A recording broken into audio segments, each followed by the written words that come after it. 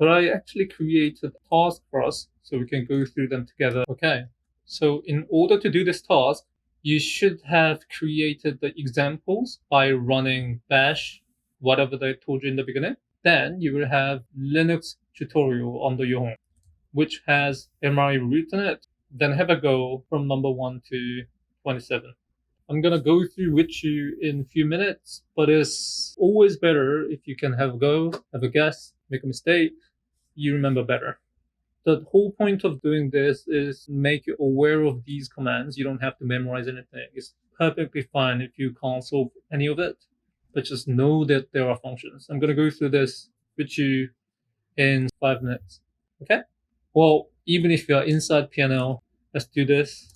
So maybe just go home before running this, and then git is a command to work with files uploaded in the GitHub or on any other Git repo system. And the clone is you're pulling the information stored in this web repo into a folder called tmp_Linux tutorial. Then you're going to go into the Linux tutorial. Then you're going to run create_example.sh, which will create a directory called Linux tutorial under your home. Then do this. So first task. So under Linux tutorial, find all files that ends with anat.niigz. We did find. I'm going to find it from here, from my current location, and I'm going to find everything that ends with anat.ni.gz. Okay. Second one. Find all files that ends with dwi.nii.gz. Find from here, name, dwi.nii.gz. Next one. Find all files that end with anat and save the path to something else. Okay?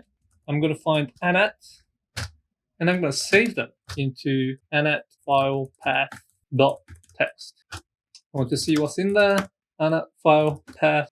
Yeah, it's saving all the path of the anatomical files that I found. Next one. So find all files that ends with anat and send these paths to your email. Okay, it's the same thing, right?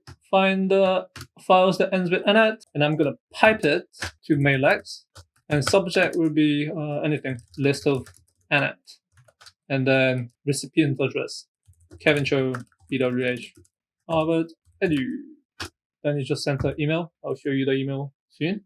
And then find all files that ends with anat and print when each file was created. So this is something that we haven't done, but we can figure this out. So find everything that ends with anat, find everything that ends with anat, and then you want to execute on the files that you found, and you want to return when was each file created.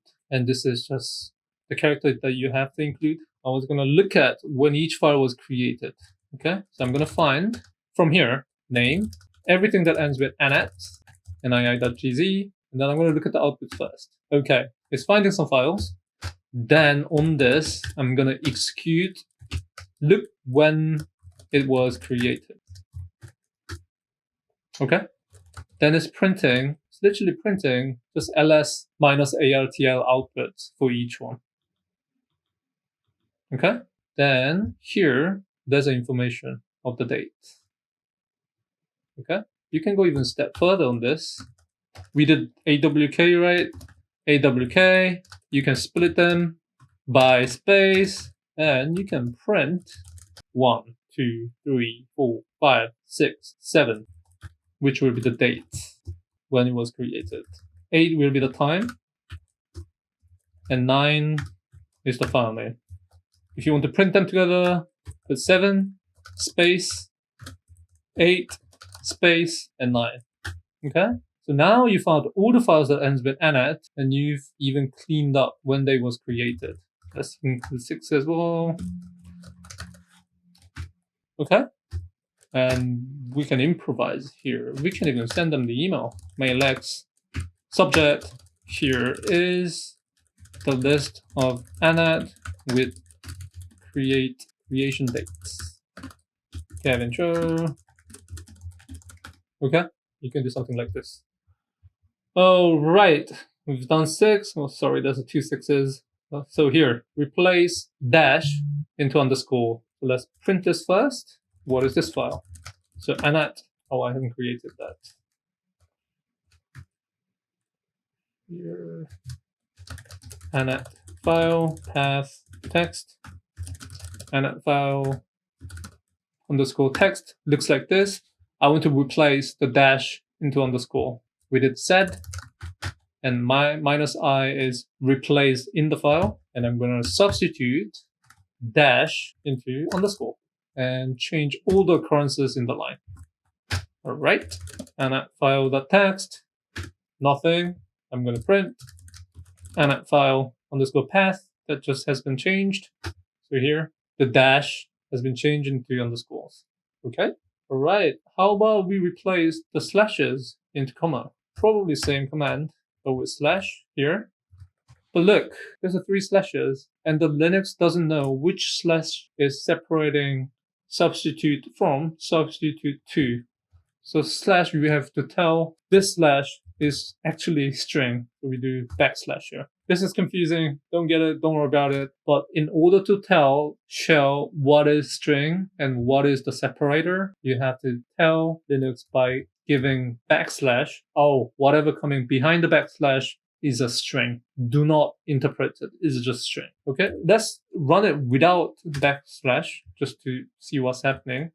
See, you can't interpret what's going to happen because it is giving no pattern here between the first slash and second slash.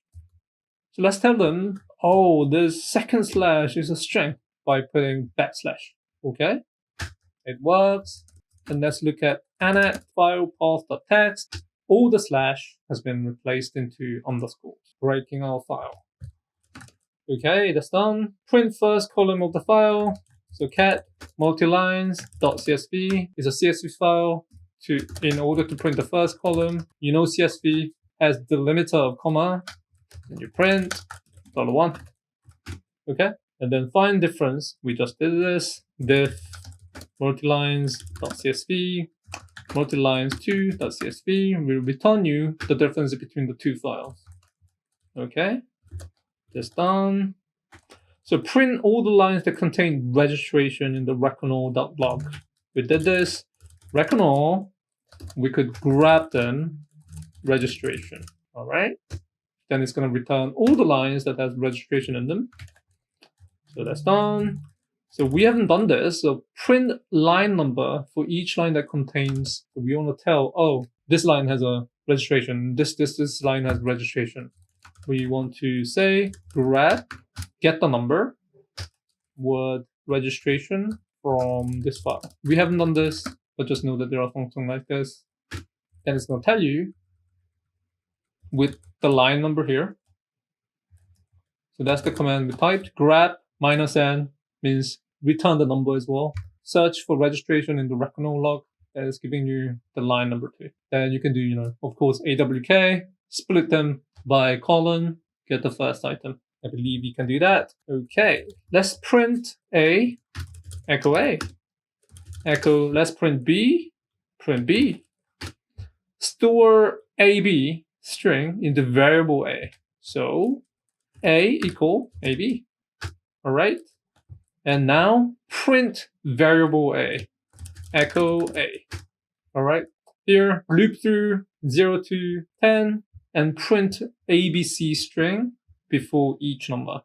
For I in 1, 2, 3, 4, 5, 6, 7, 8, 9, 10. Do echo ABC and then variable, which I set as I here, and then just done. Okay, and then make empty A1, 2, 3, 4, 5 up to 10. Make empty. It was touch, right? For I in 0, 1, 2, 3, 4, 5, 6, 7, 8, 9, 10. And then I'm going to do something which is touch, create A and the number and text file. So it will create A1, A0, A1, A2, A3, A4 in the loop. Let's see. And then if you do ls, here, we've created these files in a loop. All right. So which Python am I using? So I don't think we did this. but there can be a lot of different Python executable in the server. But when you want to know which Python that you are using, you can do which Python. Same as when we did which ls, which wget. It tells you where your code is. Okay? And try typing ho.sh. Doesn't work. Meant to not work. And try typing path now. Okay? Path variable. Then add your Linux tutorial /bin with colon in front of them to your path variable. So path equals path add home directory, which is phs home kc244 and Linux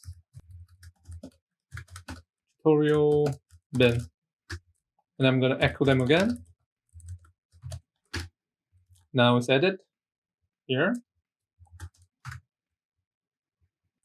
And let's try hoho.sh again. So my hoho.sh was actually included in this bin directory. It wasn't available when I just ran it, but when I tell the shell that path is now, please look for this directory as well when I run something. So it's now running hoho.sh, which was included in my bin on the Linux tutorial. Okay, we can also do which hoho.sh. Okay, it's inside the bin folder, which has been added to the path. That's why I can run it everywhere. Okay, one other thing to do, exit and reconnect to the terminal. Exit, reconnect, then we do hoho.sh again. It's not going to work because your path has been reset. So this path gets reset in every terminal, in every program. Okay? And to make it available, you have to obviously add it to home/.bashrc. I'm not going to go into detail in this.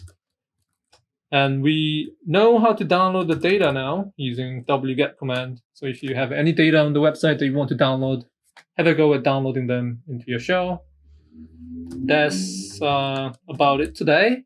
But please have a time to repeat this on your own. And if you get stuck, you're welcome to ask me anytime. But by doing it yourself, you will learn much more than going through my session with me. So please have a go with yourself, by yourself.